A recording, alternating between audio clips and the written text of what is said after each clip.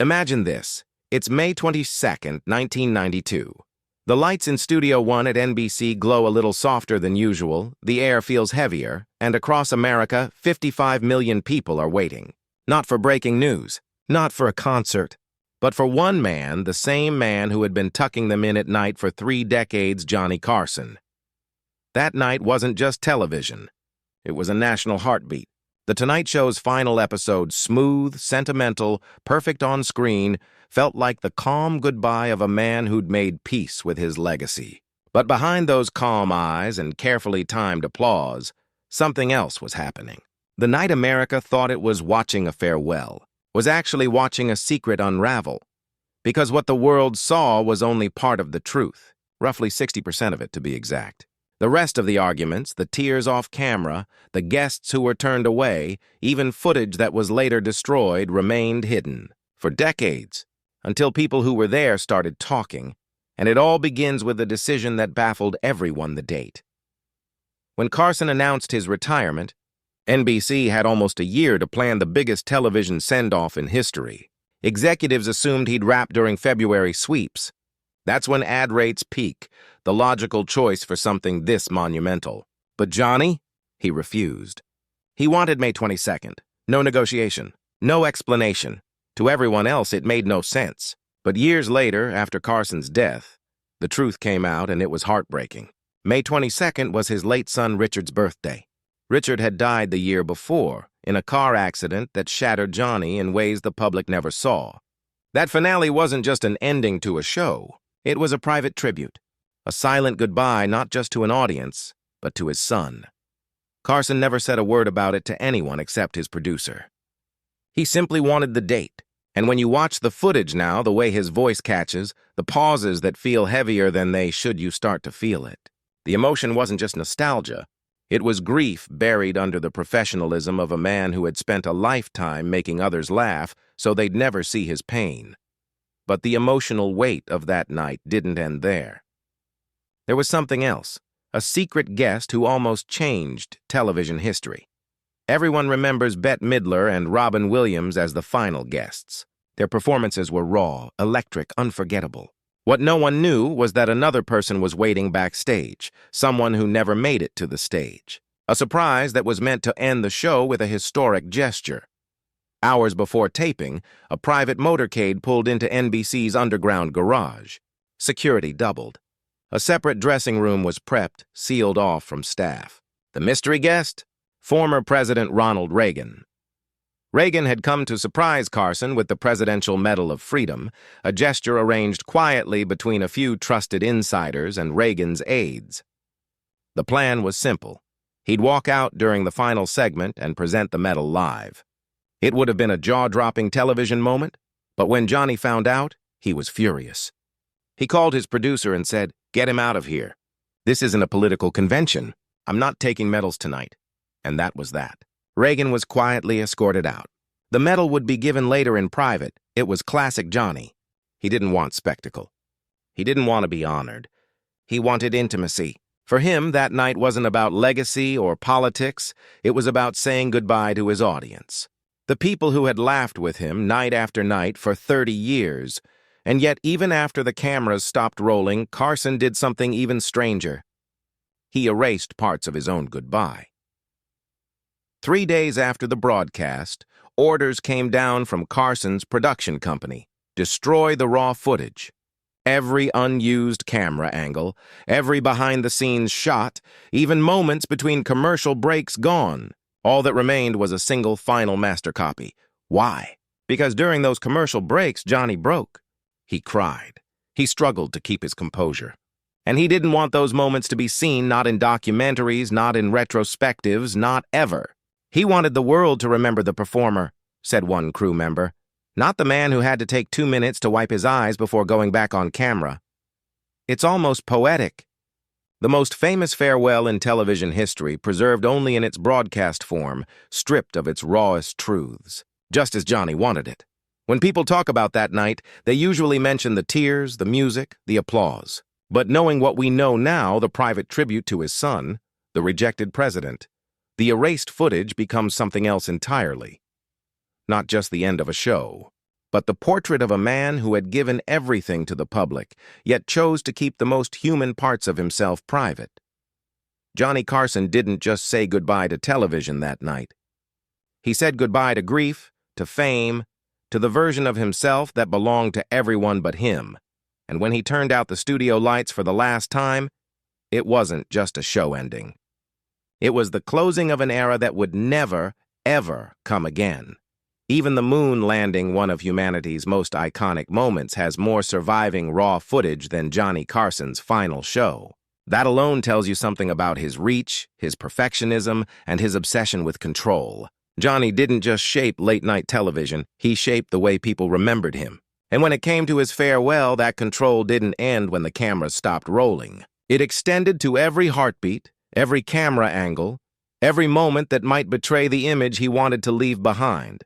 But not everyone had the same command over their emotions that night. Take Doc Severinsen, Johnny's band leader, his friend, and a man whose trumpet had been the Tonight Show's unofficial heartbeat for 30 years. On that day, the man behind the glittering jackets and the bright brass nearly didn't make it on stage at all. He had been awake for almost 2 straight days, obsessing over the music. Every note had to be perfect, every cue flawless. It wasn't just another show, it was the soundtrack to the end of an era. Around noon, just hours before the broadcast, Doc's body finally gave out. He collapsed in the rehearsal room. Exhaustion, emotion, pressure, it all caught up with him at once. NBC's on-site medical team rushed in and urged him not to perform. They even suggested his assistant conductor take over. But Doc refused. Flat out. "Unless I'm dead, I'm leading that band tonight," he told the doctor. Johnny doesn't need one more thing to worry about. Then he got a B12 shot. Slept for 2 hours and somehow, miraculously, pulled himself together. When the show began, no one watching at home would have guessed a thing. Sure, he stayed seated more than usual and he quietly handed off a few solos. But his spirit never cracked. He was there for Johnny, as he always had been. One of his fellow musicians later said, "He was running on fumes and willpower, and that was enough. That's what made the Tonight Show family so special." They weren't just co-workers. They were a team built on loyalty, the kind that hides your own pain so your leader can shine one last time. But behind the curtain, not everyone shared that warmth. See, while viewers saw a smooth handoff between Johnny Carson and Jay Leno, what was actually happening backstage was tense, painfully tense. NBC tried to choreograph it so perfectly that Johnny and Jay would never cross paths. Different green rooms, different hallways, even different elevators. It was like 2 worlds coexisting under the same roof, one closing forever, the other waiting to be born. The reason? Johnny's quiet disapproval of NBC's decision. He had always imagined David Letterman as his successor. Letterman had that same sharp wit, that offbeat humor Johnny respected. Leno, on the other hand, felt safe, predictable, and Johnny never said anything publicly, but his silence spoke volumes. In meetings, he'd refer to the next guy, never by name. Classic Carson, polite but pointed. Then came the final night. Just hours before the broadcast, Jay Leno tried to do the decent thing. He walked down the hallway toward Johnny's dressing room to wish him well. But he never made it inside. Johnny's longtime assistant stopped him and said gently, "He's preparing and doesn't want to be disturbed. Maybe tonight isn't the best night for this conversation." Jay nodded and left quietly. No scene, no confrontation, just a quiet acknowledgement that this moment wasn't his. After that night, Johnny never came back. Not once. Not for a guest spot, not for a tribute, not for nostalgia. But there's a footnote to that story, one that revealed where his true loyalty went. Years later, after Carson's death, it came out that he'd been secretly sending jokes to David Letterman for his monologues. That was Johnny's silent endorsement, subtle, private, and deeply personal. And that brings us to one of the most unforgettable moments of that final broadcast, the standing ovation that opened the show. The one that brought Johnny to the brink of tears. The one that felt like a whole country rising to say, "Thank you," except that moment almost never happened. 3 days before the finale, Johnny asked his producers to tell the audience not to stand. He was worried that if they did, it would set such an emotional tone that he might not make it through the show. He wanted to stay composed to save that moment for the very end. His team was torn. Do they respect his wishes or trust their instincts? In the end, producer Fred de Cordova made the call. Ignore Johnny's request. He knew that trying to control something so human would make the goodbye feel hollow, so the instructions were never given. When Johnny walked out and saw everyone on their feet clapping, cheering, refusing to sit, you could see it on his face. The shock, the emotion, the realization that this was bigger than him. He gave Fred a look that said, "You didn't listen to me." But the moment passed. And later, Johnny admitted Fred had made the right call, because that unscripted, unplanned ovation became one of the purest moments in television history, the kind of magic you can't produce, only earn. That was Johnny Carson's final night. Perfection built on chaos, emotion hidden beneath control, and authenticity sneaking through the cracks of a man who spent his life behind a mask. Would you like me to continue rewriting the remaining strange facts? Numbers 4 through 1, in this same emotionally cinematic, conversational tone as if the viewer is being personally guided through the final night, moment by moment. He told a few of us later, "I thought I knew what was best after 30 years, but I was wrong. That was exactly how it should have started." And that's the thing about Johnny, even in his final days, he was still learning from the moment. That spontaneous standing ovation, the one he didn't want, ended up being the perfect opening to a night that would quietly rewrite the rules of how America says goodbye. It set the tone for a farewell that was both dignified and deeply human, two qualities that rarely coexist on television. But if the show opened on raw emotion, it reached its emotional peak when Bette Midler walked onto that stage. Most people remember her voice as smoky, fragile, full of heartbreak as she sang "One for My Baby" and "One More for the Road." What they don't know is that she nearly didn't make it. For 3 days before the show, Bette practically disappeared from the world. She rented a private rehearsal space, brought in a cot, and lived there literally. No sleep, no distractions, just her, the piano, and a song that had to be perfect. She went through 18 arrangements. 18. Every version was too big, too small, too sentimental, until finally, she found one that felt true. By the morning of the taping, her voice was almost gone. A vocal coach was brought in, steam machines were running non-stop, herbal remedies were lined up like soldiers.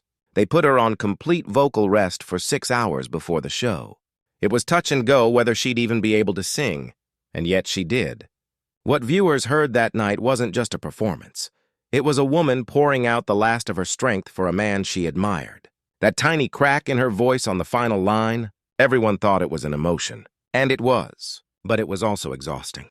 The sound of someone who had given everything for one perfect goodbye, and Johnny, he had no idea. She never told him any of it. She didn't want his worry. She wanted his surprise. Her performance was pure, selfless, and unforgettable. But there was another gift that night, one the world never got to see. Hidden away in the NBC vaults was a 12-minute segment, the ultimate tribute. Presidents, movie stars, musicians, everyone from Nixon to Tom Hanks had recorded personal farewell messages for Johnny. It was meant to play near the end of the show, a montage of love and admiration. The production team spent months creating it, and when it was done, they proudly showed it to him. He watched the entire thing in silence. Then he stood up and said softly, "It's beautiful. Now lock it in the vault. We're not using it." People were stunned. They begged him to reconsider. But Johnny was firm. That's not what this night is about. He didn't want a parade of famous faces. He didn't want the world to think his legacy was built on celebrity. He wanted it to end where it began, with his audience, with the people at home who had watched him through breakups, births, elections, and quiet nights when laughter was the only comfort. And so that 12-minute masterpiece, maybe the most star-studded tribute in history, was destroyed at his request, wiped from existence, because Johnny Carson wanted his goodbye to feel small, human, and real. But behind all that control and composure, emotions were running high, and for one man in particular, too high to hide, Ed McMahon. The laughter, the sidekick, the constant presence beside Johnny for 3 decades. That night, during the last commercial break before Johnny's final words, Ed stepped off stage, and something inside him just broke. He collapsed in tears, uncontrollable, gasping, shaking. A lifetime of moments, jokes, and memories flooding out at once. Medical staff were called. They worried about his blood pressure. They told him he shouldn't go back on stage. But Ed refused. He cooled his face with ice, let a makeup artist work miracles, and somehow pulled himself together. When he stepped back under the lights, you'd never know it except for the trembling in his hands. Every ounce of professionalism he'd ever learned was holding him upright. And when Johnny looked at him for the last time, you could feel the unspoken truth between them. It wasn't just the end of a show. It was the end of a partnership built on laughter, trust, and a bond only they fully understood. And then came the real ending, the one no one ever saw. After the cameras stopped rolling and the credits faded, Johnny turned to the audience and said something the world never heard. He asked that all the NBC executives leave the studio. He wanted only his people, his crew, his writers, his band, the audience who'd been there that night. When the room quieted, he stood alone at center stage and spoke for 3 minutes. He talked about television, how it had changed, how it wasn't all for the better. And then he said the words that silenced everyone. I hope I earned this privilege every night. I hope I never took your trust for granted. And I hope to God they remember what this was before it's all shopping channels and shouting matches. And then he did something he'd never done before. He opened his arms and called everyone up, the entire staff, the crew, the band. They joined him on stage in one giant, tearful embrace. The mask, the distance, the performer's armor gone. One of his writers later said, that was the real farewell, the one he saved for us. And maybe that's why Johnny Carson's last night still lingers decades later. Because behind the legend, behind the control, behind the smooth jokes and quiet smile, was a man who, for one night, let the world see his heart.